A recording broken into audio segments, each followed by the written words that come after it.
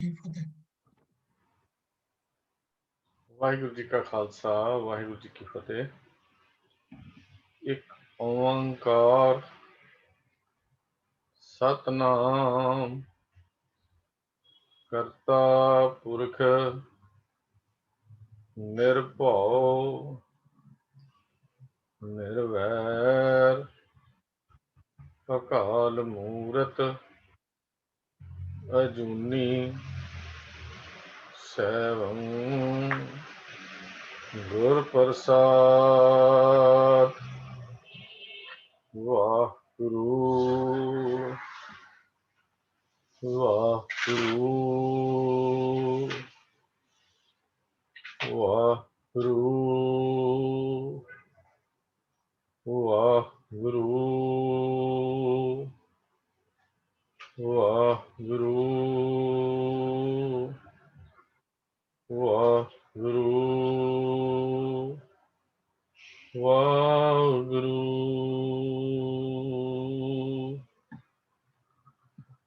ਪਰਮ ਸਨਮਾਨਯੋਗ ਅੱਜ ਦੀ ਇਸ ਗੁਰਮਤਿ ਕਲਾਸ ਵਿੱਚ ਹਾਜ਼ਰੀ ਭਰ ਰਹੇ ਗੁਰੂ ਸਵਾਰਿਓ, ਪਿਛਲੇ ਹਫ਼ਤੇ ਅਸੀਂ ਇੱਕ ਵਿਸ਼ਾ ਸ਼ੁਰੂ ਕੀਤਾ ਸੀ, ਗੁਰਮੁਖੀ ਬਾਣਾ। ਆਮ ਤੌਰ ਦੇ ਉੱਤੇ ਸਿਰਫ ਪਿਛਲਾ ਥੋੜਾ ਜਿਹਾ ਰੀਕੈਪ ਕਰਨ ਦੇ ਲਈ ਇੱਕ ਦਲੀਲ ਦਿੱਤੀ ਜਾਂਦੀ ਹੈ ਕਿ ਅਸੀਂ ਕਿਉਂ ਗੁਰੂ ਦੀ ਗੱਲ ਮੰਨੀਏ। ਅਸੀਂ ਸਰੀਰਕ ਰਹਿਤ ਰੱਖਣ ਤੋਂ ਬਿਨਾਂ ਵੀ ਗੁਰੂ ਨਾਨਕ ਸਾਹਿਬ ਦੇ ਸਿੱਖ ਬਣ ਸਕਦੇ ਹਾਂ। ਕੀ ਹੋਇਆ ਜੇ ਅਸੀਂ ਖੰਡੇ ਬਾਟੇ ਦੀ ਪੌਲ ਨਹੀਂ ਛਕਦੇ? ਸਾਡੇ ਹਿਰਦੇ ਵਿੱਚ ਗੁਰੂ ਲਈ ਪਿਆਰ ਹੈ, ਮੁਹੱਬਤ ਹੈ, ਸਾਡਾ ਮਨ ਗੁਰੂ ਦੇ ਚਰਨਾਂ ਵਿੱਚ ਜੁੜਿਆ ਹੋਇਆ ਹੈ, ਅਸੀਂ ਉਹਨਾਂ ਦੇ ਦੱਸੇ ਹੋਏ ਨਿਯਮਾਂ ਨੂੰ ਮੰਨਦੇ ਹਾਂ, ਅਸੀਂ ਉਹਨਾਂ ਦੇ ਸਿੱਖ ਹਾਂ, ਤੇ ਇਸ ਗੱਲ ਦੀ ਲੋੜ ਹੀ ਨਹੀਂ ਰਹਿ ਜਾਂਦੀ ਕਿ ਅਸੀਂ ਕਿਸੇ ਖਾਸ ਨੀਅਤ ਸ਼ਕਲ ਦੇ ਵਿੱਚ ਵਿਚਰੀਏ ਜਾਂ ਰਹੀਏ। ਧਰਮ ਦਾ ਸੰਬੰਧ ਮਨ ਨਾਲ ਹੈ, ਸਰੀਰ ਨਾਲ ਨਹੀਂ। ਇਹ ਦਲੀਲ ਆਮ ਦਿੱਤੀ ਜਾਂਦੀ ਹੈ। ਹੁਣ ਇਸ ਦਲੀਲ ਦਾ ਜੋ ਉੱਤਰ ਹੈ ਉਹ ਸਾਨੂੰ ਆਪਣੇ ਅੰਦਰ ਝਾਤ ਮਾਰਨ ਤੋਂ ਬਿਨਾਂ ਨਹੀਂ ਮਿਲ ਸਕਦਾ। ਜਦੋਂ ਅਸੀਂ ਅੰਦਰ ਆਪਣੇ ਆਪ ਨੂੰ ਝਾਤ ਮਾਰਾਂਗੇ, ਅੰਦਰ ਆਪਣੇ ਆਪ ਇੱਕ ਜਵਾਬ ਸਾਡੇ ਸਾਹਮਣੇ ਪ੍ਰਗਟ ਹੋ ਜਾਏਗਾ। ਇਹੀ ਸਵਾਲ ਕਿਤੇ ਰਾਤ ਨੂੰ ਸੌਣ ਲੱਗਿਆਂ ਆਪਣੇ ਮਨ ਨੂੰ ਕਰਕੇ ਦੇਖੀਏ ਤਾਂ ਮਨ ਆਪਣੇ ਆਪ ਹੀ ਅੰਦਰੋਂ ਜਵਾਬ ਦੇਵੇਗਾ, ਹਾਂ ਇਹ ਗੱਲਾਂ ਤਾਂ ਮੈਂ ਸ਼ਾਇਦ ਗਲਤ ਸੋਚ ਬੈਠਾ ਹਾਂ। ਕਿਹੜੀ ਕਿਹੜੀ ਰਹਿਤ ਛੱਡ ਕੇ ਅਸੀਂ ਗੁਰੂ ਨਾਲ ਪਿਆਰ ਦਾ ਢੰਡੋਰਾ ਦੇ ਸਕਦੇ ਹਾਂ। ਕੀ ਹੋਇਆ ਜੇ ਅੱਜ ਤੈਨੂੰ ਕੇਸਾਂ ਵਾਲੀ ਰਹਿਤ ਬੇਲੋੜੀ ਜੀ ਜਾਪਦੀ ਹੈ? ਦੂਜੇ ਸ਼ਬਦਾਂ 'ਚ ਇਹ ਆਖ ਲਈਏ ਕਿ ਇਹ ਰਹਿਤ ਅੱਜ ਕੱਲ੍ਹ ਦੇ ਫੈਸ਼ਨਾਂ ਵਿੱਚ ਫਿੱਟ ਨਹੀਂ ਬੈਠਦੀ। ਜੋ ਨੌਜਵਾਨ ਵੱਲੋਂ ਇਹ ਦਲੀਲਾਂ ਦਿੱਤੀਆਂ ਜਾਂਦੀਆਂ ਹਨ, ਇਹ ਫੈਸ਼ਨਾਂ ਨਾਲ ਫੱਬਦੀ ਨਹੀਂ। ਜਿਨ੍ਹਾਂ ਫੈਸ਼ਨਾਂ ਦਾ ਸੁੱਖ ਆਨੰਦ ਮਨ ਲੈਣਾ ਚਾਹੁੰਦਾ ਹੈ, ਉਹਨਾਂ ਦੇ ਵਿੱਚ ਇਹ ਰਹਿਤ ਬਹੁਤ ਵੱਡੀਆਂ ਰੁਕਾਵਟ ਹਨ। ਇਹ ਬਾਣਾ ਬਹੁਤ ਵੱਡੀ ਰੁਕਾਵਟ ਹੈ, ਇਹ ਸਰੂਪ ਬਹੁਤ ਵੱਡੀ ਰੁਕਾਵਟ ਹੈ। ਪਰ ਜਰਾ ਝਾਤ ਨਾਲ ਆਪਾਂ ਗੌਰ ਨਾਲ ਵੇਖੀਏ, ਖਿਆਲ ਨਾਲ ਵੇਖੀਏ, ਸੋਚ ਕੇ ਵਿਚਾਰ ਕਰਕੇ ਵੇਖੀਏ, ਕਿੰਨੀ ਕੁ ਪਿਆਰੀ ਸਤਿਗੁਰ ਦੀ ਬਾਣੀ ਸਾਨੂੰ ਲੱਗਦੀ ਹੈ। ਇੱਕ ਸ਼ਬਦ ਹੀ ਸਤਿਗੁਰ ਜੀ ਦਾ ਜੋ ਟਾਈਮ ਟੇਬਲ ਗੁਰੂ ਕੇ ਸਿੱਖ ਨੂੰ ਗੁਰੂ ਨੇ ਬਖਸ਼ਿਸ਼ ਕੀਤਾ ਹੈ, ਉਹਨੂੰ ਹੀ ਵਿਚਾਰ ਲਈਏ ਤਾਂ ਸੰਪੂਰਨ ਗੱਲ ਸਾਨੂੰ ਸਮਝ ਆ ਜਾਏਗੀ। ਸਤਿਗੁਰੂ ਗੁਰੂ ਰਾਮਦਾਸ ਮਹਾਰਾਜ ਸੱਚੇ ਪਾਤਸ਼ਾਹ ਪ੍ਰੀਤਮ ਦੇ ਦੱਸੇ ਮਾਰਗ ਤੇ ਚੱਲਣ ਲਈ, ਆਪਣੇ ਆਪ ਨੂੰ ਸਿੱਖ ਕਹਾਉਣ ਵਾਲੇ ਲਈ ਅਮੋਲਕ ਰਹਿਤ ਜਿਹੜੀ ਹੈ ਉਹ ਦੱਸਦੇ ਹਨ।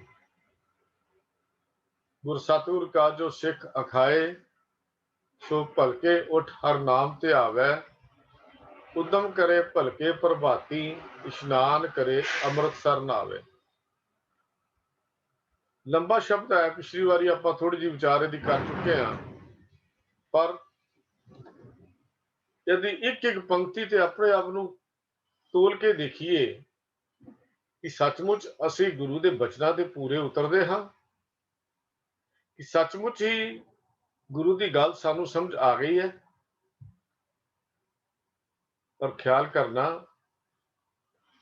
गुरबाणी का एक सुनेहा साडे लई है, सलाम जवाब दोवें करे मुंडों कुथा जाए, नानक दोवें कूड़ियां खाए ना काई पाए। सवाल भी करे ते जवाब भी दवे। ये गल कदी भी फिट नहीं बैठ सकती, खास करके धर्म की दुनिया विच तां ये निज़म एक वधेरे लोड़ रखता है कि ਜਿਹੜੇ ਭੇਦ ਅਸੀਂ ਗੁਰਬਾਣੀ ਦੇ ਸਿੱਖਣੇ ਹਨ, ਜਿਹੜੇ ਵਿਚਾਰ ਅਸੀਂ ਗੁਰਬਾਣੀ ਤੋਂ ਲੈਣੇ ਹਨ,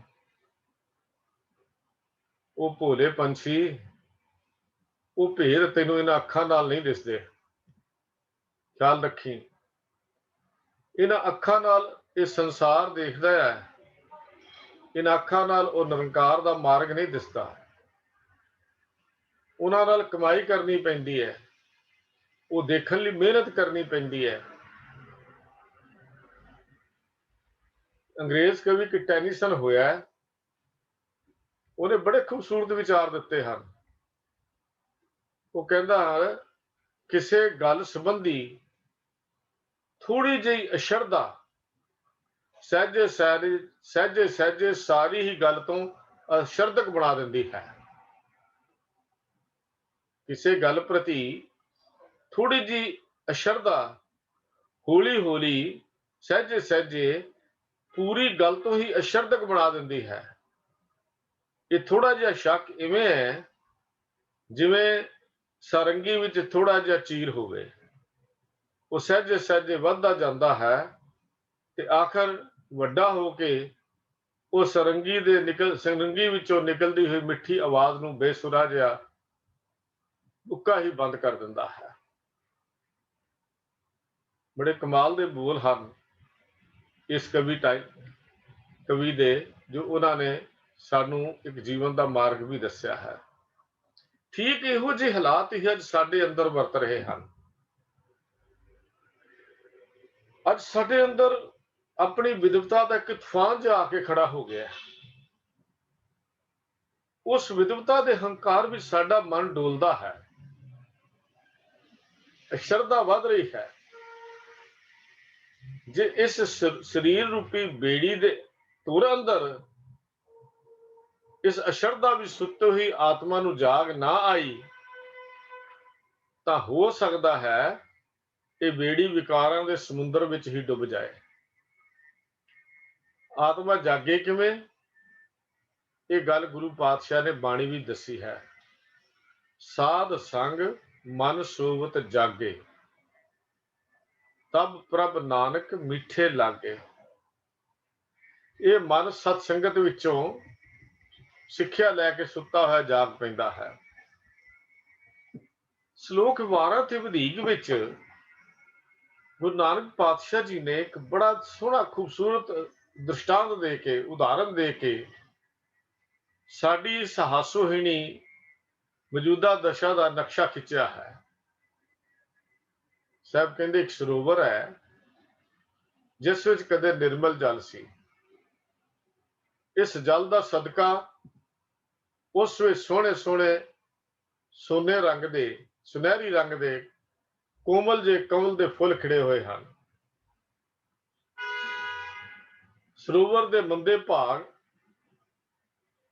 जल दे सोमे नालों इहदा संबंध टुट गया। जिथों जल आउंदा सी उहदे नालों इहदा संबंध टुट गया। इस टुटे हुए संबंध कारण सरोवर का पानी सुक गया।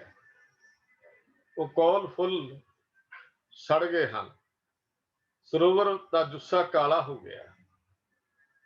वो खिड़े हुए फुल्लां नूं देख के कोई राही लंघदा है, ਉਹਦੇ ਵੱਲ खिंचिया जाता है। ਉਹਦਾ ਸੁਨਹਿਰੀ ਰੰਗ ਉਹਦੇ ਅੰਦਰ ਨੂੰ ਮੋਹ ਲੈਂਦਾ ਹੈ। ਹਰ ਤੁਰਿਆ ਜਾਂਦਾ ਹੀ ਉਹਦੀ ਖੁਸ਼ਬੂ ਲੈਣ ਨੂੰ, ਉਹਦਾ ਨਿੱਘ ਮਾਣਨ ਲਈ ਆਪਣੇ ਕਦਮਾਂ ਨੂੰ ਢਿੱਲਾ ਕਰ ਦਿੰਦਾ ਹੈ। ਇੱਕ ਯਾਤਰੀ ਜਦੋਂ ਵਾਪਸੀ ਲੰਘਦਾ ਹੈ, ਜਾਂਦਿਆਂ ਦੇਖਿਆ ਉਹਦਾ ਖੂਬਸੂਰਤ ਰੰਗ, ਖਿੜਿਆ ਹੋਇਆ ਫੁੱਲ, ਤੇ ਥੋੜੇ ਚਿਰਾਂ ਬਾਅਦ ਉਹ ਫੁੱਲ ਮੁਰਝਾ ਗਿਆ। ਸੁਗੰਧੀ ਦੀ ਥਾਂ ਤੇ ਦੁਰਗੰਧ ਆ ਰਹੀ ਹੈ। ਖੁਸ਼ਬੂ ਦੀ ਥਾਂ ਤੇ ਬਦਬੂ ਆਣੀ ਸ਼ੁਰੂ ਹੋ ਗਈ। ਸੁਨਹਿਰੀ ਰੰਗ ਦੀ ਥਾਂ ਤੇ ਕਾਲਖ ਹੋ ਗਈ, ਕਾਲਾ ਹੋ ਗਿਆ। ਤੇ ਸਰੋਵਰ ਨੂੰ ਸੰਬੋਧਨ ਕਰਕੇ ਗੁਰੂ ਨਾਨਕ ਪਾਤਸ਼ਾਹ ਜੀ ਨੇ ਇੱਕ ਸ਼ਲੋਕ ਲਿਖਿਆ, ਸ਼ਲੋਕ 12 ਤੇ ਵਧੀਕ ਵਿੱਚ, ਪੱਬਰ ਤੂੰ ਹਰਿਆਵਲਾ ਕਵਲਾ ਕੰਚਨ ਵਨ,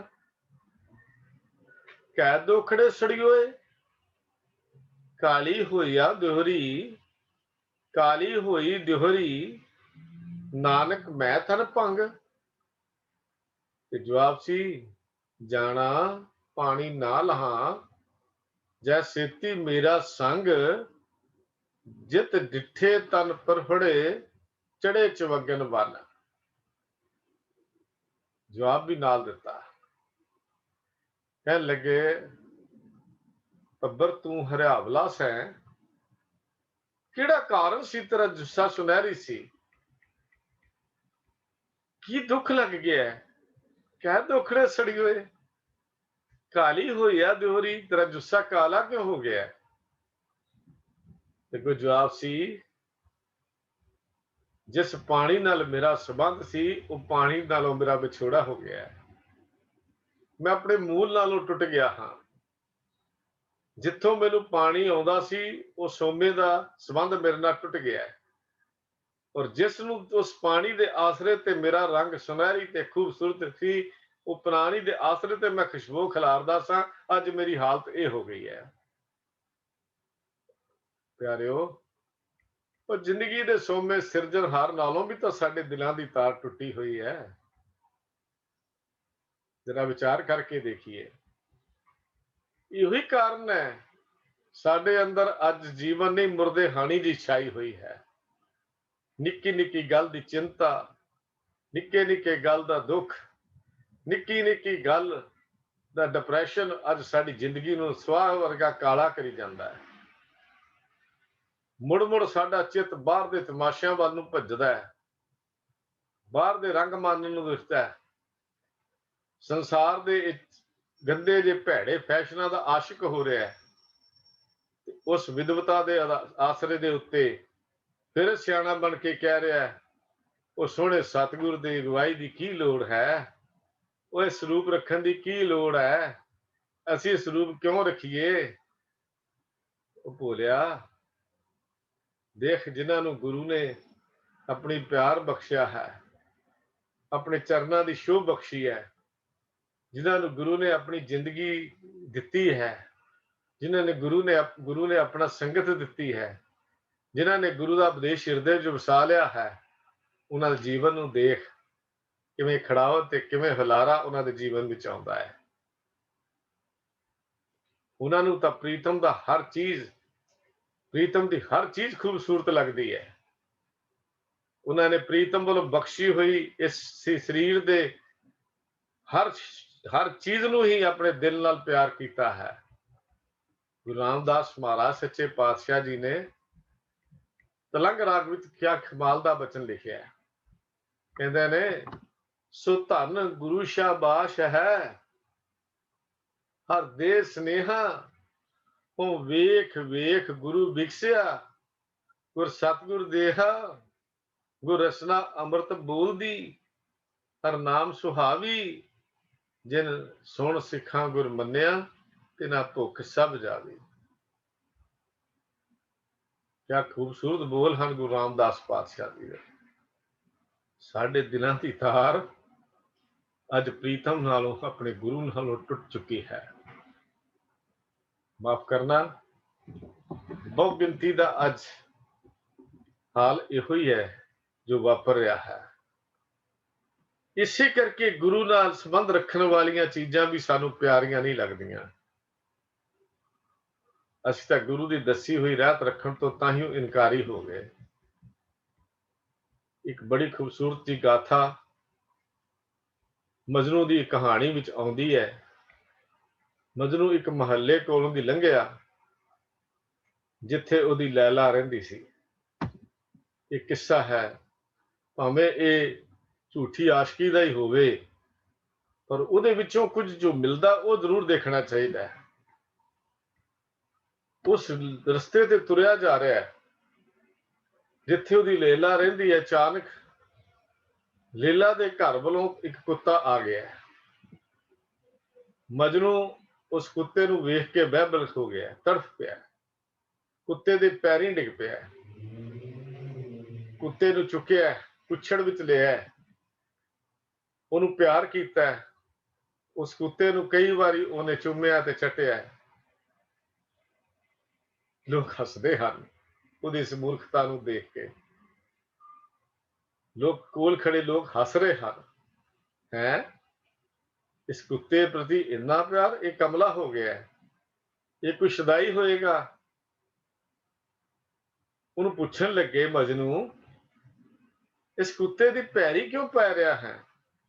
ਇਸ ਨੂੰ ਕੁੱਛੜ ਵਿੱਚ ਕਿਉਂ ਚੁੱਕ ਲਿਆ?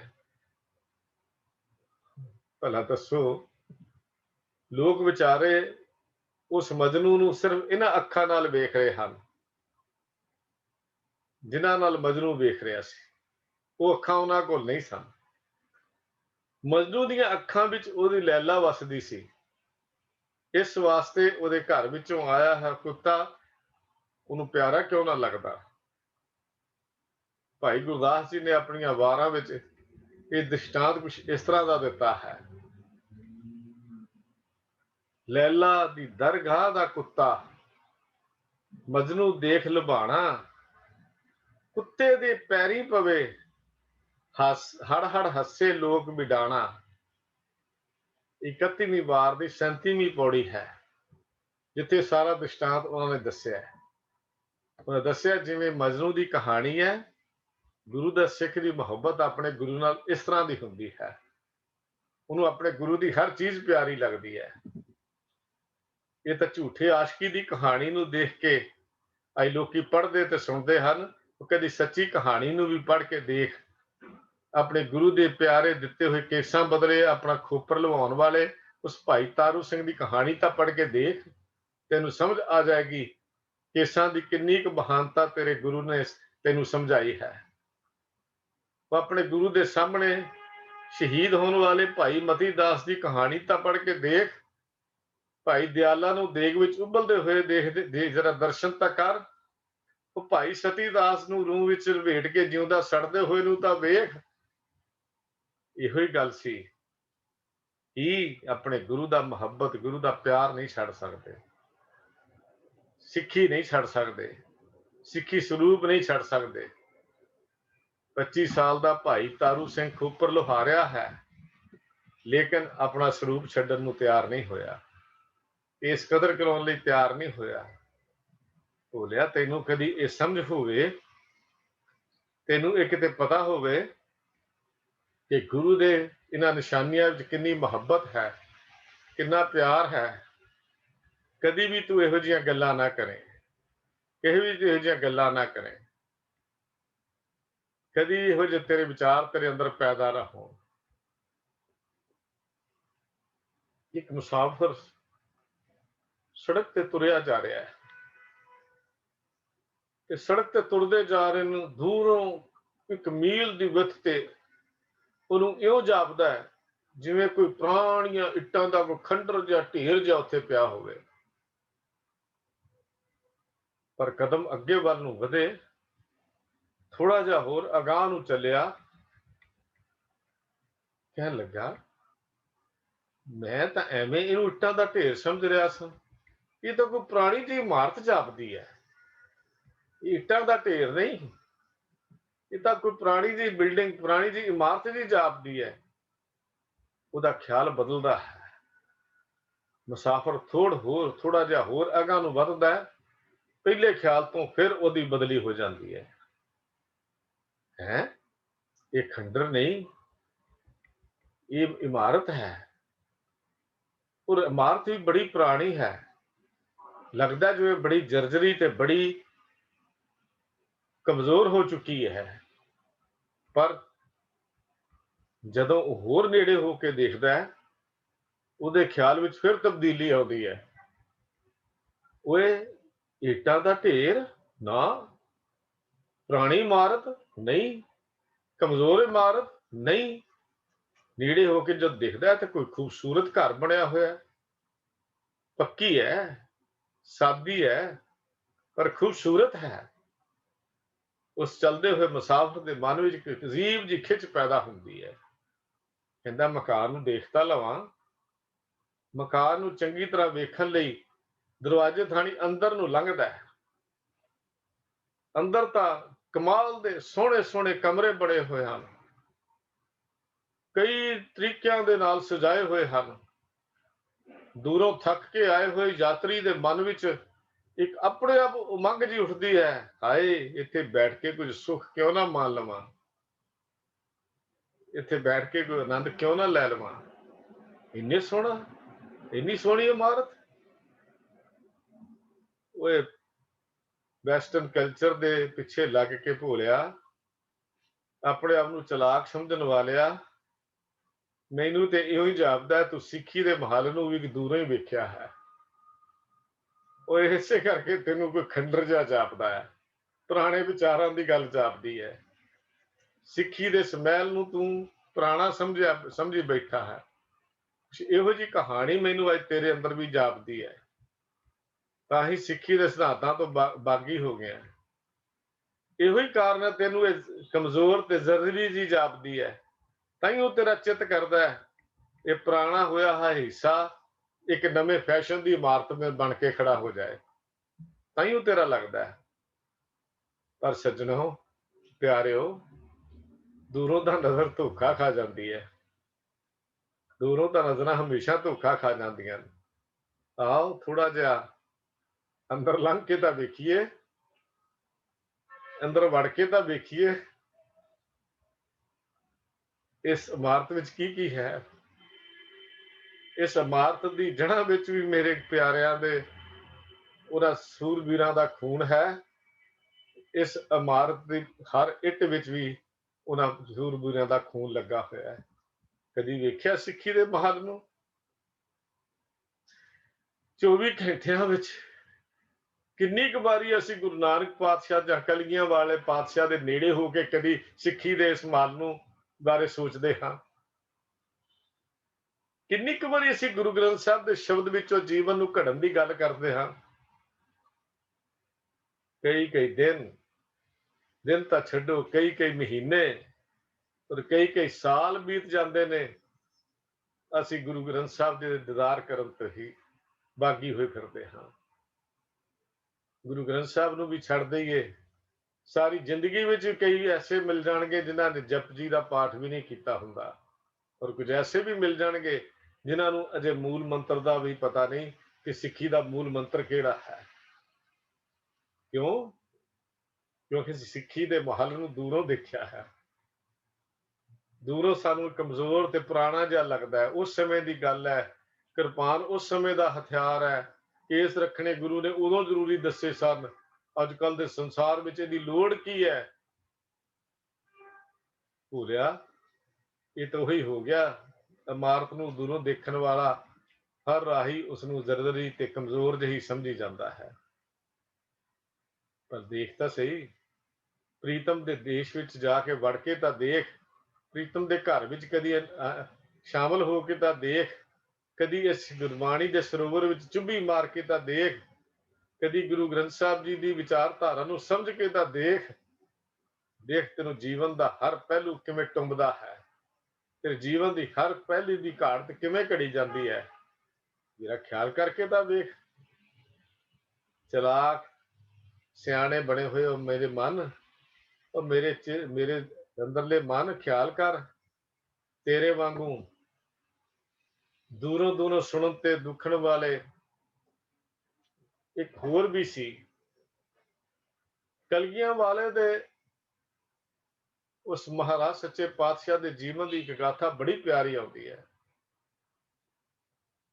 ਸਤਿਗੁਰ ਦੇ ਸਰੂਪ ਨੂੰ ਨਫ਼ਰਤ ਕਰਨ ਵਾਲਾ ਵੇਲੇ ਦਾ ਹਾਕਮ ਔਰੰਗਜ਼ੇਬ ਆਪਣੇ ਇੱਕ ਜਰਨੈਲ ਸੈਦ ਖਾਨ ਨੂੰ ਭੇਜਦਾ ਹੈ, ਗੁਰੂ ਗੋਬਿੰਦ ਸਿੰਘ ਨੂੰ ਜਿਉਂਦਾ ਜਾਂ ਮੁਰਦਾ ਫੜ ਕੇ ਲਿਆਉਣਾ ਹੈ, ਮੇਰੇ ਸਾਹਮਣੇ ਪੇਸ਼ ਕੀਤਾ ਜਾਏ।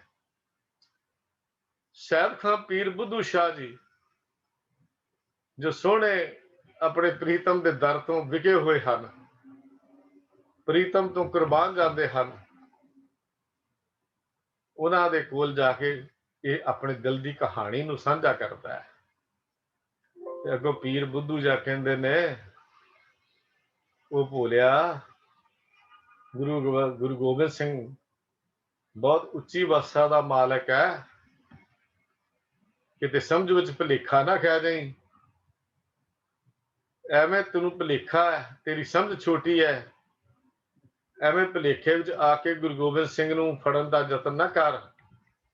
ਪਰ ਇੱਕ ਪਾਸੇ ਲਾਲਚ, ਇੱਕ ਪਾਸੇ ਭਰਮਣਾ ਭਟਕਣਾ, ਇੱਕ ਪਾਸੇ ਦੁਨੀਆ ਦੀ ਗੱਲ, ਕੌਣ ਪੀਰ ਬੁੱਧੂ ਸ਼ਾਹ ਦੀ ਗੱਲ ਨੂੰ ਸੁਣਦਾ ਹੈ। ਇਸ ਨਾਲ ਔਰੰਗਜ਼ੇਬ ਦਾ ਜਰਨੈਲ ਸੈਦ ਖਾਨ ਉਸ ਸੋਹਣੇ ਪ੍ਰੀਤਮ ਕਲਗੀਆਂ ਵਾਲੇ ਨੂੰ ਮਾਰ ਮਕਾਉਣ ਲਈ ਜਾਂ ਜਿਉਂਦਾ ਫੜਨ ਲਈ ਜਾ ਰਿਹਾ ਹੈ। ਕਦੀ ਪੀਰ ਬੁੱਧੂ ਸ਼ਾਹ ਦੀਆਂ ਗੱਲਾਂ ਯਾਦ ਆਉਂਦੀਆਂ ਨੇ ਤੇ ਕਦੀ ਆਪਣੇ ਹਾਕਮ ਮਾਲਕ ਦਾ ਹੁਕਮ ਯਾਦ ਆਉਂਦਾ ਹੈ। ਸ਼੍ਰੀ ਅਨੰਦਪੁਰ ਸਾਹਿਬ ਦੇ 4 ਚੁਫੇਰੇ ਫੌਜਾਂ ਨੇ, ਸੈਦ ਖਾਨ ਦੀਆਂ ਫੌਜਾਂ ਨੇ ਘੇਰਾ ਪਾ ਲਿਆ। ਮੀਲਾਂ ਤਾਈਂ ਪਹਾੜੀ ਰਾਜਿਆਂ ਦੀਆਂ, ਔਰੰਗਜ਼ੇਬ ਦੀਆਂ ਫੌਜਾਂ ਡੇਰਾ ਲਾ ਕੇ ਬੈਠ ਗਈਆਂ। ਸਭ ਦੇ ਮਨ ਵਿੱਚ ਜੋਸ਼ ਉੱਠ ਰਿਹਾ ਹੈ, ਗੁਰੂ ਗੋਬਿੰਦ ਸਿੰਘ ਨੂੰ ਜਿਉਂਦਾ ਫੜ ਲੈਣਾ ਹੈ, ਬਾਦਸ਼ਾਹ ਤੋਂ ਬੜੇ ਇਨਾਮ ਹਾਸਲ ਕਰਨੇ ਹਨ। ਅੱਜ ਕਿਲੇ ਤੇ ਚੜ੍ਹਾਈ ਕਰਨ ਦੀ ਵਾਰੀ ਸੈਦ ਖਾਨ ਦੀ ਆਈ। ਉਸਦੇ ਜਵਾਨ ਵਿੱਚ ਸ਼ਸਤਰਾਂ ਦੀਆਂ ਮੁੱਠਾਂ ਨੂੰ ਹੱਥ ਪਾ ਕੇ ਬੈਠੇ ਹੋਏ ਹਨ, ਤਿਆਰ ਬਰ ਤਿਆਰ ਹਨ। ਸੈਦ ਖਾਨ ਘੋੜੇ ਤੇ ਸਵਾਰ ਹੋ ਗਏ, ਆਪਣੇ ਸੂਰਮਿਆਂ ਨੂੰ ਜੰਗ ਦੀਆਂ ਹਦਾਇਤਾਂ ਦੇ ਰਿਹਾ ਹੈ।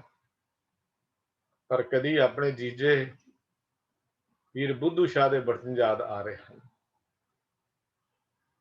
ਮੇਰਾ ਪੀਰ ਅਣਜਾਣਾ ਨਹੀਂ, ਉਹਦੇ ਮਨ ਵਿੱਚ ਵੀ ਖਿਆਲ ਉੱਠਦੇ ਹਨ। ਮੇਰਾ ਪੀਰ ਕੋਈ ਨਿਆਣਾ ਨਹੀਂ, ਜਿਗਰ ਦੇ ਟੋਟੇ ਦੇ ਕੇ ਸੌਦਾ ਕੀਤਾ ਮੇਰੇ ਜੀਜੇ ਪੀਰ ਬੁੱਧੂ ਸ਼ਾਹ ਨੇ। ਕੋਈ ਤਾਕਤ ਤਾਂ ਗੁਰੂ ਗੋਬਿੰਦ ਸਿੰਘ ਦੀ ਵੇਖੀ ਹੋਏਗੀ, ਕੋਈ ਨਵੇਕਲੀ ਚੀਜ਼ ਤਾਂ ਗੁਰੂ ਗੋਬਿੰਦ ਸਿੰਘ ਦੀ ਤੱਕੀ ਹੋਏਗੀ, ਗੁਰੂ ਗੋਬਿੰਦ ਸਿੰਘ ਦੇ ਕੋਈ ਐਸੀ ਸ਼ਕਤੀ ਤਾਂ ਵੇਖੀ ਹੋਏਗੀ, ਨਹੀਂ ਤਾਂ ਮੇਰਾ ਪਹੁੰਚਿਆ ਹੋਇਆ ਪੀਰ ਆਪਣੇ ਆਪ ਨੂੰ ਕਿਵੇਂ ਗੁਰੂ ਦੇ ਅਰਪਣ ਕਰ ਸਕਦਾ ਹੈ। ਮਨ ਵਿੱਚ ਖਿਆਲ ਆ ਰਹੇ ਹਨ। ਪੀਰ ਕਹਿੰਦਾ ਸੀ, ਉਹ ਗੁਰੂ ਗੋਬਿੰਦ ਸਿੰਘ ਅੰਤਰਜਾਮੀ ਹੈ, ਜੇ ਸੱਚਮੁੱਚ ਹੀ ਕਹਿੰਦਾ ਦਿਲਾਂ ਦੀਆਂ ਜਾਣਦਾ ਹੈ ਤੇ ਮੇਰੇ ਦਿਲ ਦੀ ਗੱਲ ਕਿਉਂ ਨਹੀਂ ਬੁੱਝਦਾ, ਕੱਲਾ ਆ ਕੇ ਮੇਰੇ ਨਾਲ ਟੱਕਰ ਲੈ ਲਵੇ। ਅੰਦਰ ਖਿਆਲ ਬਲਬਲੇ ਉੱਠ ਰਹੇ ਹਨ ਇਸ ਸੈਦ ਖਾਨ ਦੇ ਅੰਦਰ। ਉਧਰ ਫੌਜ ਤਿਆਰ ਹੋਈ ਹੈ, ਉਧਰ ਸੈਦ ਖਾਨ ਦਾ ਮਨ ਵਿੱਚ ਅਜੇ ਵੀ ਇਹੋ ਜਿਹੇ ਖਿਆਲ ਉਬਾਲੇ ਮਾਲ ਰਹੇ ਹਨ। ਉਹ ਵੇਖੋ, ਕਲਗੀਆਂ ਵਾਲਾ ਪਾਤਸ਼ਾਹ, ਸ਼ਾਹਨਸ਼ਾਹ, ਪੀਰਾਂ ਦਾ ਪੀਰ, ਅੱਜ ਆਪਣੇ ਘੋੜੇ ਨੂੰ, ਸਿੱਖਾਂ ਨੂੰ ਹੁਕਮ ਕੀਤਾ, ਮੇਰੇ ਘੋੜੇ ਨੂੰ ਤਿਆਰ ਕਰੋ। ਸਤਿਗੁਰੂ ਜੀ ਸ਼ਾਹ ਸਵਾਰ ਘੋੜੇ ਦੇ ਸਿੱਖਾਂ ਦੇ ਨਾਲ ਜਾਣ ਲਈ ਕਿਹਾ। ਕਹਿੰਦੇ ਨਹੀਂ, ਅੱਜ ਅਸੀਂ ਕੱਲਿਆਂ ਨੇ ਜਾਣਾ ਹੈ। ਅੱਜ ਕਿਸੇ ਨੇ ਕੱਲਿਆਂ ਦੇ ਦਰਸ਼ਨ ਕਰਨ ਦੀ ਤੰਗ ਪ੍ਰਗਟ ਕੀਤੀ ਹੈ। ਸਤਿਗੁਰੂ ਘੋੜੇ ਤੇ ਸਵਾਰ ਹੋਏ। ਪੀਰ ਬੁੱਧੂ ਸੈਦ ਖਾਨ ਦੇ ਤੰਬੂ ਦੇ ਬਾਹਰ ਜਾ ਕੇ ਆਪਣਾ ਘੋੜੇ ਦੀ ਲਗਾਮ ਨੂੰ ਖਿੱਚਿਆ ਤੇ ਰੋਕਿਆ, ਆਵਾਜ਼ ਦਿੱਤੀ, ਸੈਦ ਖਾਨ ਬਾਹਰ ਆ, ਸੈਦ ਖਾਨ ਬਾਹਰ ਆ।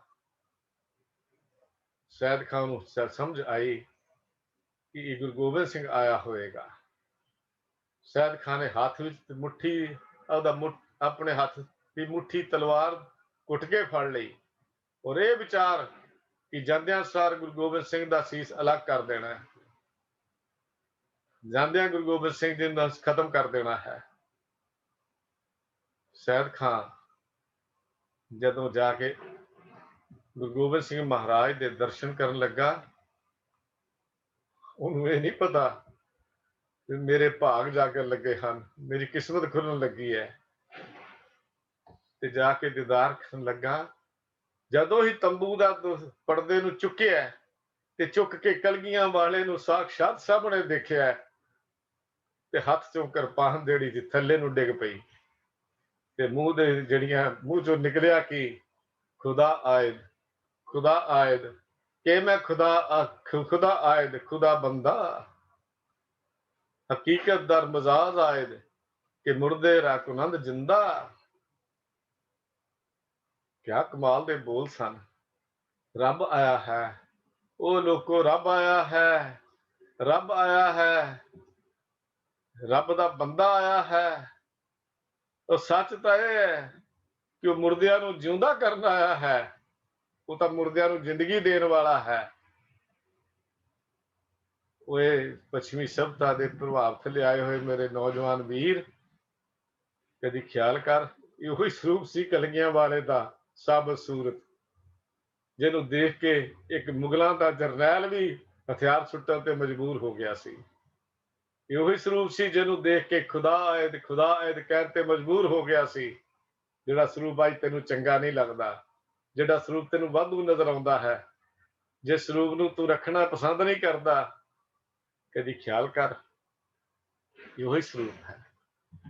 ਜੇ ਤੈਨੂੰ ਇਹ ਵੀ ਕਹਾਣੀ ਯਾਦ ਨਹੀਂ, ਆਹ ਤੈਨੂੰ ਭੰਗਾਣੀ ਦੇ ਯੁੱਧ ਵੱਲ ਲੈ ਚੱਲਾਂ। ਭੰਗਾਣੀ ਦਾ ਯੁੱਧ ਹੋ ਰਿਹਾ ਹੈ, ਕਲਗੀਆਂ ਵਾਲੇ ਦੇ ਜੀਵਨ ਦਾ ਪਹਿਲਾ ਯੁੱਧ ਹੈ। ਪੌਂਟਾ ਸਾਹਿਬ ਦੀ ਧਰਤੀ ਦੇ ਨੇੜੇ ਭੰਗਾਣੀ ਦਾ ਮੈਦਾਨ ਹੈ। ਯੁੱਧ ਹੋਇਆ ਹੈ। ਪੀਰ ਬੁੱਧੂ ਸ਼ਾਹ ਜੋ ਗੁਰੂ ਗੋਬਿੰਦ ਸਿੰਘ ਮਹਾਰਾਜ ਦੇ ਦਰਸ਼ਨਾਂ ਨੂੰ ਆਇਆ, ਜਿਹਦੇ 500 ਭੇਜੇ ਹੋਏ ਫੌਜੀ ਜਿਹੜੇ ਸੀ ਗੁਰੂ ਗੋਬਿੰਦ ਸਿੰਘ ਦਾ ਸਾਥ ਛੱਡ ਗਏ, ਆਪਣੇ ਪੁੱਤਰਾਂ ਨੂੰ ਲੈ ਕੇ ਗੁਰੂ ਗੋਬਿੰਦ ਸਿੰਘ ਮਹਾਰਾਜ ਦੇ ਪਾਸ ਇਸ ਲੜਾਈ ਵਿੱਚ ਸ਼ਾਮਲ ਹੋਣ ਲਈ ਆਇਆ। ਕਿਆ ਕਮਾਲ ਦੀ ਲੜਾਈ ਲੜੀ। ਪੀਰ ਬੁੱਧੂ ਸ਼ਾਹ ਦੇ 2 ਪੁੱਤਰ ਇਸ ਭੰਗਾਣੀ ਦੇ ਲੜਾਈ ਵਿੱਚ ਸ਼ਹੀਦ ਹੋ ਗਏ, ਕਲਗੀਆਂ ਵਾਲੇ ਦੇ ਸਨਮੁਖ। ਪੀਰ ਬਦਰੂਦੀਨ, ਜਿਹਨੂੰ ਅਸੀਂ ਪਿਆਰ ਨਾਲ ਬੁੱਧੂ ਸ਼ਾਹ ਆਖਦੇ ਹਾਂ, 2 ਪੁੱਤਰ ਇਸ ਮੈਦਾਨ ਵਿੱਚ ਸ਼ਹੀਦ ਹੋ ਗਏ ਹਨ। ਲੜਾਈ ਸਮਾਪਤ ਹੋ ਗਈ। ਕਲਗੀਆਂ ਵਾਲੇ ਪਾਤਸ਼ਾਹ ਸਿੱਖਾਂ ਨੂੰ ਛਾਤੀ ਨਾਲ ਲਾਉਂਦੇ ਨੇ, ਬਹਾਦਰੀ ਦਿਖਾਉਣ ਵਾਲਿਆਂ ਨੂੰ ਇਨਾਮ ਦਿੰਦੇ ਨੇ। ਪੀਰ ਬੁੱਧੂ ਸ਼ਾਹ ਦੀ ਵਾਰੀ ਆਈ ਹੈ। ਪੀਰ ਬੁੱਧੂ ਸ਼ਾਹ ਨੂੰ ਪੁੱਛਿਆ, ਪੀਰ ਜੀ ਬੜੀ ਬਹਾਦਰੀ ਨਾਲ ਲੜੇ ਹੋ, ਬੜੀ ਕੁਰਬਾਨੀ ਕੀਤੀ ਹੈ, ਜੋ ਮੰਗਣਾ ਮੰਗੋ, ਤੁਹਾਡੇ ਲਈ ਗੁਰੂ ਨਾਨਕ ਦੇ ਦਰ ਤੇ ਅਰਦਾਸ ਕਰੀਏ, ਉਸ ਕਰਤੇ ਦੇ ਘਰ ਤੇ ਅਰਦਾਸ ਕਰੀਏ। ਅੱਜ ਪੀਰ ਬੁੱਧੂ ਸ਼ਾਹ ਦੇ ਭਾਗ ਖੁੱਲੇ ਹਨ। ਜਿਹੜੀ ਚੀਜ਼ ਨੂੰ ਕਈ ਸਾਲਾਂ ਤੋਂ ਤਰਸ ਰਿਹਾ ਸੀ, ਅੱਜ ਗੁਰੂ ਆਪ ਇਹ ਗੱਲ ਆਖ ਰਿਹਾ ਹੈ। ਕਹਿਣ ਲੱਗਾ, ਪਾਤਸ਼ਾਹ ਦੀਨ ਦੁਨੀਆ ਦੀ ਜਾਣਨ ਵਾਲੇ, ਸਭ ਕੁਝ ਕਰਤਾਰ ਦਾ ਦਿੱਤਾ ਹੋਇਆ ਹੈ, ਉਸ ਅੱਲਾ ਦਾ ਦਿੱਤਾ ਸਭ ਕੁਝ ਮੇਰੇ ਪਾਸ ਹੈ। ਸੱਚਮੁੱਚ ਜੇ ਰਹਿਮਤ ਕਰਨੀ ਲੱਗੇ ਹੋ, ਬਖਸ਼ਿਸ਼ ਕਰਨੀ ਲੱਗੇ ਹੋ, ਤਾਂ ਮੇਰੀ ਇੱਕ ਮੰਗ ਤੁਹਾਡੇ ਚਰਨਾਂ ਵਿੱਚ ਹੈ। ਦੱਸੋ ਪੀਰ ਜੀ। ਕਲਗੀਆਂ ਵਾਲੇ ਮੇਰੇ ਪਾਤਸ਼ਾਹ, ਇਹ ਮੇਰੇ ਸਤਿਗੁਰਾ, ਹੁਣੇ ਆਪ ਜੀ ਨੇ ਆਪਣੇ ਕੇਸ ਸਵਾਰੇ ਹਨ, ਜਿਹੜੇ ਕੰਘੇ ਵਿੱਚ ਤੁਹਾਡੇ ਕੁਝ ਕੇਸ ਫਸੇ ਹੋਏ ਹਨ। ਜੇ ਸੱਚਮੁੱਚ ਹੀ ਤਰੁੱਠੇ ਹੋ, ਇਹ ਆਪਣੇ ਕੇਸਾਂ ਵਾਲਾ ਕੰਘਾ ਮੈਨੂੰ ਦੇ ਦਿਓ। ਤੁਹਾਡੇ ਇਹਨਾਂ ਕੇਸਾਂ ਨੂੰ ਦੇਖ ਕੇ ਮੈਂ ਰੋਜ਼ ਤੁਹਾਡੇ ਸਾਖਸ਼ਾਤ ਦਰਸ਼ਨ ਕਰਦਾ ਰਹਾ। ਕਲਗੀਆਂ ਵਾਲੇ ਪਾਤਸ਼ਾਹ ਨੇ ਕੰਘਾ ਹੀ ਨਹੀਂ ਦਿੱਤਾ, ਉਸ ਪੀਰ ਨੂੰ ਦਸਤਾਰ ਵੀ ਦਿੱਤੀ, ਪੀਰ ਨੂੰ ਕੰਘਾ ਵੀ ਬਖਸ਼ਿਸ਼ ਕੀਤਾ, ਤੇ ਪੀਰ ਨੂੰ ਆਪਣੀ ਪਿਆਰੀ ਗੁਲਵਕੜੀ ਵਿੱਚ ਲੈ ਕੇ ਪਿਆਰ ਨਾਲ ਪਲੋਸਿਆ ਵੀ ਹੈ। ਇਹ ਕੰਘਾ ਲੈ ਕੇ ਪੀਰ ਆਪਣੇ ਘਰ ਵਿੱਚ ਸਡੋਰੇ ਪਹੁੰਚਿਆ ਹੈ। ਸਡੋਰੇ ਪਹੁੰਚ ਕੇ ਪੀਰ ਦੀ ਬੇਗਮ ਨਸੀਰਾ ਨੇ ਸਵਾਲ ਕੀਤਾ, ਪੀਰ ਜੀ ਮੇਰੇ ਬੱਚੇ ਕਿੱਥੇ ਹਨ? ਅੱਗੋਂ ਜਵਾਬ ਸੀ ਪੀਰ ਜੀ ਦਾ, ਉੱਥੇ ਚਲੇ ਗਏ ਜਿੱਥੋਂ ਕੋਈ ਵਾਪਸ ਨਹੀਂ ਆਉਂਦਾ। ਕਿੱਥੇ ਚਲੇ ਗਏ? ਕਲਗੀਆਂ ਵਾਲੇ ਦੇ ਸਨਮੁਖ ਸ਼ਹੀਦ ਹੋ ਗਏ। ਤੇ ਪੀਰ ਜੀ ਕਹਿਣ ਲੱਗੇ, ਬੇਗਮ ਨਸੀਰਾ ਕਹਿਣ ਲੱਗੀ, ਪੀਰ ਜੀ ਤੁਹਾਨੂੰ ਕੀ ਮਿਲਿਆ ਹੈ? ਤੁਸੀਂ ਕੀ ਪ੍ਰਾਪਤ ਕੀਤਾ ਹੈ, ਤੁਸੀਂ ਕੀ ਖੱਟਿਆ ਹੈ। ਆਪਣੇ ਬੱਚਿਆਂ ਨੂੰ ਸ਼ਹੀਦ ਕਰਾ ਕੇ ਤੇ ਪੀਰ ਨੇ ਆਪਣੀ ਉਸ ਕਮਰ ਕੱਸੇ ਚੋਂ ਉਹ ਕੰਘਾ ਕੱਢਿਆ ਜਿਹਦੇ ਚ ਮੇਰੇ ਕਲਗੀਆਂ ਵਾਲੇ ਦੇ ਉਹ ਕੇਸ ਹਨ। ਕਹਿਣ ਲੱਗਾ, ਬੇਗਮ ਨਸੀਰਾ, ਦੁਨੀਆ ਵਿੱਚ ਉਹ ਕੁਝ ਮਿਲ ਗਿਆ ਹੈ ਜਿਹੜਾ ਅੱਜ ਤੱਕ ਕਿਸੇ ਹੋਰ ਨੂੰ ਨਹੀਂ ਮਿਲਿਆ। ਕਿੱਡਾ ਕੁ ਵੱਡਾ ਖਜ਼ਾਨਾ ਪੀਰ ਜੀ ਲੈ ਕੇ ਆਏ ਹੋ। ਕੰਘਾ ਸਾਹਮਣੇ ਕਹਿੰਦਾ ਕਰਕੇ ਕਹਿਣ ਲੱਗੇ, ਪੀਰ ਬੇਗਮ ਨਸੀਰਾ, ਆ ਦੇਖ, ਹੈ ਮੇਰੇ ਪੁੱਤਰਾਂ ਦਾ ਮੁੱਲ ਕੇਵਲ 2-4 ਕੇਸ, ਮੇਰੇ ਪੁੱਤਰਾਂ ਦਾ ਮਿਲ ਕੇਵਲ 2-4 ਕੇਸਾਂ ਦੀਆਂ ਤੰਦਾਂ। ਉਹ ਬੇਗਮ ਨਸੀਰਾ, ਤੂੰ ਤਾਂ 2 ਦੀ ਗੱਲ ਕੀਤੀ ਹੈ।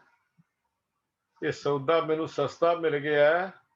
ਮੈਨੂੰ ਤਾਂ ਆਪਣੀ ਜਿੰਦ ਵਰ ਕੇ, ਸਾਰਾ ਪਰਿਵਾਰ ਵਾਰ ਕੇ ਵੀ ਕਿਤੇ ਮਿਲ ਜਾਂਦਾ ਤਾਂ ਮੈਂ ਉਹ ਵੀ ਲੈਣ ਨੂੰ ਤਿਆਰ ਸਾਂ। ਪੀਰ ਜੀ ਕਹਿੰਦੇ, ਦੀਨ ਦੁਨੀਆ ਦਰਕ ਮੁੰਦੇ ਆਪੁਰੀ ਰੁਖਸਾਰ ਮਾਂ, ਹਰ ਦੋ ਆਲਮ ਕੀਮਤੇ ਯਕ ਤਾਰ ਹੋਏ ਯਾਰ ਮਾਂ। ਕਿਆ ਕਮਾਲ ਦਾ ਉੱਤਰ ਪੀਰ ਬੁੱਧੂ ਸ਼ਾਹ ਦਿੰਦਾ ਹੈ। ਕਹਿਣ ਲੱਗੇ, ਬੇਗਮ, ਦੀਨ ਤਾਂ ਦੁਨੀਆ ਦੋਨੋਂ ਬੱਧੇ, ਅੰਦਰ ਜ਼ੁਲਫ ਪਿਆਰੇ, ਇੱਕ ਇੱਕ ਤਾਰ ਜ਼ੁਲਫ ਦੇ ਉੱਤੋਂ ਮੈਂ ਦੋਨੋਂ ਆਲਮ ਵਾਰੇ। ਮੈਂ ਤਾਂ 2 ਜਹਾਨ ਵਾਰ ਕੇ ਵੀ ਕਿਤੇ ਮੈਨੂੰ ਇਹ ਚੀਜ਼ ਮਿਲ ਜਾਂਦੀ ਬੇਗਮ, ਉਹ ਵੀ ਮੈਂ ਲੈ ਲੈਂਦਾ। ਇਹ ਤਾਂ ਸੌਦਾ ਮੈਨੂੰ ਸਸਤਾ ਮਿਲ ਗਿਆ। ਤੂੰ ਤਾਂ 2 ਪੁੱਤਰਾਂ ਦੀ ਗੱਲ ਕੀਤੀ ਹੈ, ਇਹਦੇ ਵਿੱਚ ਦੀਨ ਤੇ ਦੁਨੀਆ ਦੋਨੋਂ ਹੀ ਇਹਨਾਂ ਜ਼ੁਲਫਾਂ ਵਿੱਚ ਮੇਰੇ ਪ੍ਰੀਤਮ ਨੇ ਬੰਨ ਕੇ ਮੇਰੀ ਝੋਲੀ ਵਿੱਚ ਪਾ ਦਿੱਤੇ ਹਨ। ਇਸ ਦੁਨੀਆ ਦਾ ਮੁਹੱਬਤ ਵੀ ਔਰ ਅੱਗੇ ਉਸ ਅੱਲਾ ਦੀ ਮੁਹੱਬਤ ਵੀ ਉਹਨੇ ਮੇਰੀ ਝੋਲੀ ਵਿੱਚ ਪਾ ਦਿੱਤੀ ਹੈ।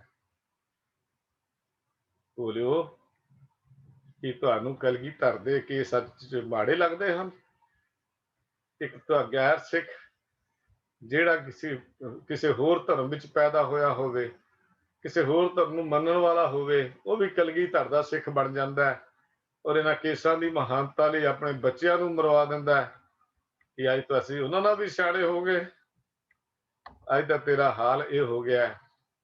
ਕਬੀਰ, ਡਗਮਗ ਕਿਆ ਕਰੇ, ਕਹਾਂ ਡੁਲਾਵੇਂ ਜੀਓ, ਸਰਬ ਸੁਖ ਕੋ ਨਾਇਕੋ, ਰਾਮ ਨਾਮ ਰਸ ਪੀਓ। ਕਿਉਂ ਜੀ ਨੂੰ ਡੁਲਾ ਰਿਹਾ ਹੈ? ਉਹ ਸਰਬ ਨਾਇਕ, ਸਰਬ ਸੁੱਖਾਂ ਦਾ ਜਿਹੜਾ ਮਾਲਕ ਹੈ, ਉਹਦਾ ਨਾਮ ਰਸ ਪੀ, ਉਹਦਾ ਨਾਲ ਜੁੜ, ਤੈਨੂੰ ਸਮਝ ਆ ਜਾਏਗੀ ਇਹ ਮੁਹੱਬਤ ਕੀ ਹੈ, ਇਹ ਪਿਆਰ ਕੀ ਹੈ।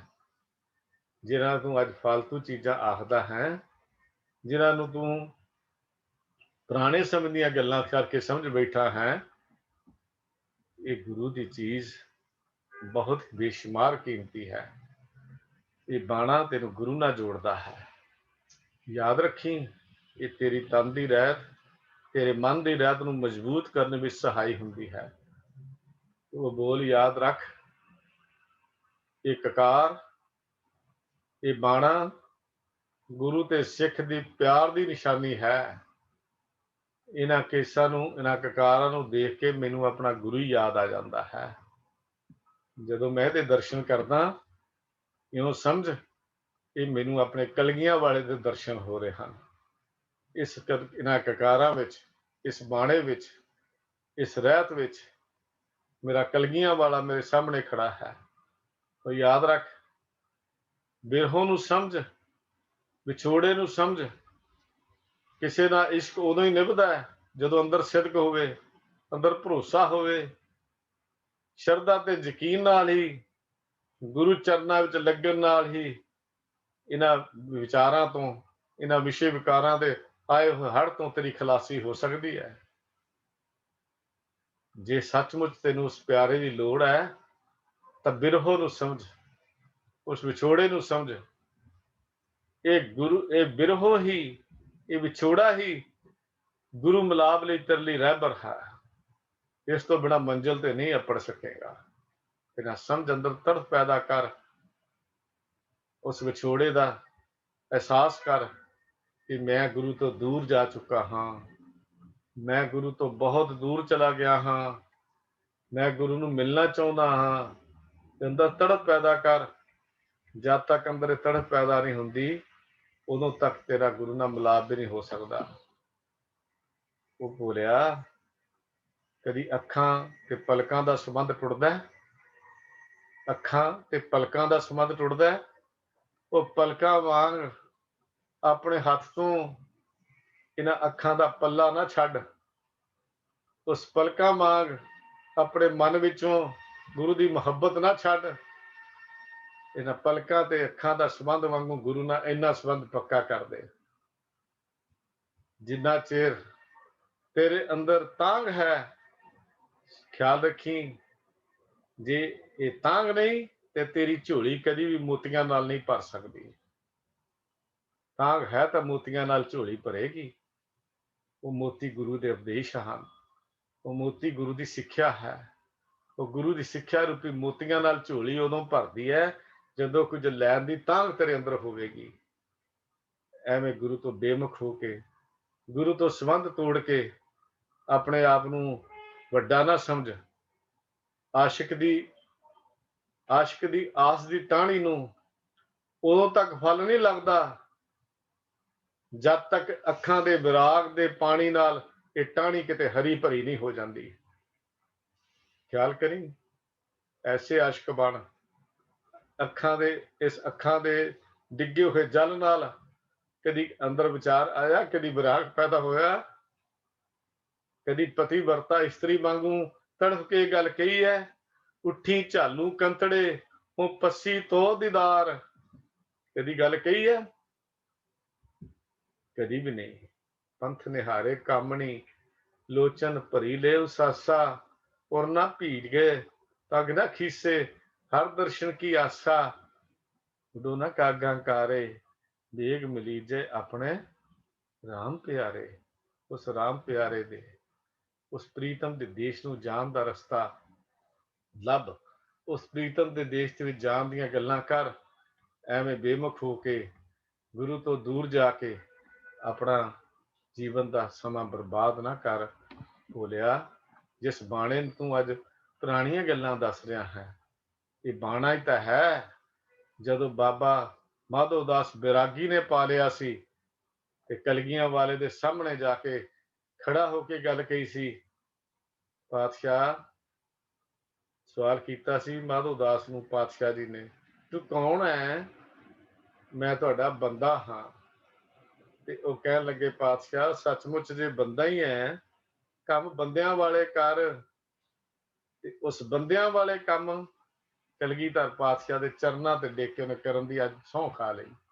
ਉਸ ਦਿਨ ਤੋਂ ਹੀ ਬਾਬਾ ਬੰਦਾ ਸਿੰਘ ਬਹਾਦਰ ਇਹ ਮਾਧੋ ਦਾਸ ਬੈਰਾਗੀ ਗੁਰਬਖਸ਼ ਸਿੰਘ ਬਣਿਆ। ਸਤਿਗੁਰ ਤੋਂ ਖੰਡੇ ਬਾਟੇ ਦੀ ਪਹੁਲ ਲੈ ਕੇ, ਪੰਜਾਂ ਤੋਂ ਪਹੁਲ ਲੈ ਕੇ ਇਹ ਗੁਰਬਖਸ਼ ਸਿੰਘ ਬਣਿਆ।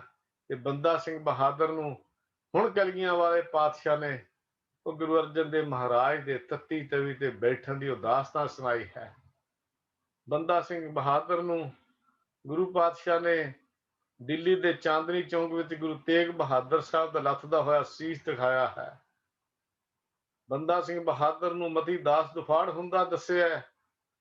ਬੰਦਾ ਸਿੰਘ ਬਹਾਦਰ ਨੂੰ ਸਤੀ ਦਾਸ ਅੱਗ ਨਾਲ ਸੜਦਾ ਦੱਸਿਆ। ਬੰਦਾ ਸਿੰਘ ਬਹਾਦਰ ਨੂੰ ਭਾਈ ਦਿਆਲ ਦੇਗ ਵਿੱਚ ਉਬਾਲੇ ਖਾਂਦਾ ਹੋਇਆ ਦੱਸਿਆ।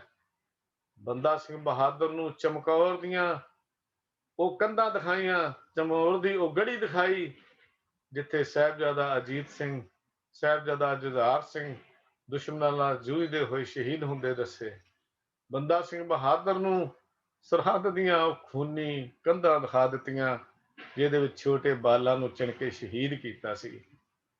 ਕਲਗੀਆਂ ਵਾਲੇ ਦੀ ਗੱਲ ਸੁਣ ਕੇ ਬੰਦਾ ਕਹਿ ਉੱਠਿਆ, ਅੱਖੀਆਂ 'ਚ ਖੂਨ ਮੇਰੇ, ਦਿਲ ਵਿੱਚ ਜਨੂਨ ਹੈ, ਸਿਰ ਵਿੱਚ ਅੱਜ ਮੇਰੇ ਹੋਰ ਹੀ ਜਨੂਨ ਹੈ, ਜੱਗ ਵਿੱਚ ਰਹੇਗੀ ਨਾ ਗੱਲ ਹੁਣ ਉਪਰੀ, ਉਹ ਮੈਂ ਪੈਰਾਂ ਹੇਠ ਰੋਲਣੀ ਵਜ਼ੀਰ ਖਾਂ ਦੀ ਖੋਪੜੀ, ਸਿਰ ਵਿੱਚ ਤਸਵੀਰ ਦਿਲ ਵਿੱਚ ਵਸਾ ਕੇ ਤਸਵੀਰ ਖੂਨੀ ਕੰਧ ਦੀ, ਮੈਂ ਇੱਟ ਨਾਲ ਇੱਟ ਖੜਕਾਉਣੀ ਸਰਹੰਦ ਦੀ। ਉਸ ਬੰਦੇ ਨੇ ਸੱਚਮੁੱਚ ਕਲਗੀਆਂ ਵਾਲੇ ਤੋਂ ਸਦਕੇ ਜਾਂਦਿਆਂ ਹੋਇਆਂ, ਕਲਗੀਆਂ ਵਾਲੇ ਪਾਤਸ਼ਾਹ ਦੇ ਗੁਰਮੁਖੀ ਬਾਣੇ ਦੀ ਲਾਜ ਰੱਖਦਿਆਂ ਹੋਇਆਂ ਸਰਹੰਦ ਦੀ ਇੱਟ ਨਾਲ ਇੱਟ ਖੜਕਾਈ ਔਰ ਸਿੱਖ ਕੌਮ ਦਾ ਪਹਿਲਾ ਬਾਦਸ਼ਾਹ ਬਣਿਆ। ਸੋ ਪਿਆਰਿਓ, ਬਾਣਾ ਕੇਵਲ ਦਿਖਾਵੇ ਮਾਤਰ ਨਹੀਂ, ਬਾਣਾ ਤਾਂ ਗੁਰੂ ਨਾਲ ਸੰਬੰਧ ਜੋੜਦਾ ਹੈ। ਇਹ ਰਹਿਤ गुरु ते सिख दे मुहब्बत की निशानी है। ये गुरु दे दसे हुए जीवन दे चलन का एक संदेश है। ये बाहरमुखी केवल दिखावा नहीं, ये स्वरूप केवल ते केवल वाल नहीं, इन्हां ਸਰੂਪਾਂ ਵਿੱਚ इन्हां ਵਾਲਾਂ ਵਿੱਚ ਕਲਗੀਧਰ ਪਾਤਸ਼ਾਹ ਦਾ ਖੂਨ ਛਪਿਆ ਹੋਇਆ ਹੈ, ਉਹਦੇ ਲਾਲਾਂ ਦਾ ਖੂਨ ਛਪਿਆ ਹੋਇਆ ਹੈ। ਆਓ ਯਤਨ ਕਰੀਏ ਇਸ ਗੁਰਮੁਖੀ ਬਾਣੇ ਨੂੰ, ਇਸ ਰਹਿਤ ਨੂੰ, ਇਸ ਬਹਿਤ ਨੂੰ, ਇਸ ਪ੍ਰੇਮ ਨੂੰ, ਉਸ ਗੁਰੂ ਨਾਲ ਨਿਭਦਾ ਕਰੀਏ ਤੇ ਇਹ ਆਖੀਏ ਜਿਸ ਪਿਆਰੇ ਸਿਉ ਨੇ ਇਸ ਆਗੇ ਮਰ ਚਲੀਏ, ਤ੍ਰਿਗ ਜੀਵਨ ਸੰਸਾਰ ਤਾਂ ਕਿ ਪਾਛੇ ਜੀਵਨਾ। ਭੁੱਲ ਚੁੱਕ ਦੀ ਖਿਮਾ ਜੀ। ਪਿਆਰ ਸਤ ਫਤਿਹ ਬੁਲਾਓ। ਵਾਹਿਗੁਰੂ ਜੀ ਕਾ ਖਾਲਸਾ, ਵਾਹਿਗੁਰੂ ਜੀ ਕੀ ਫਤਿਹ।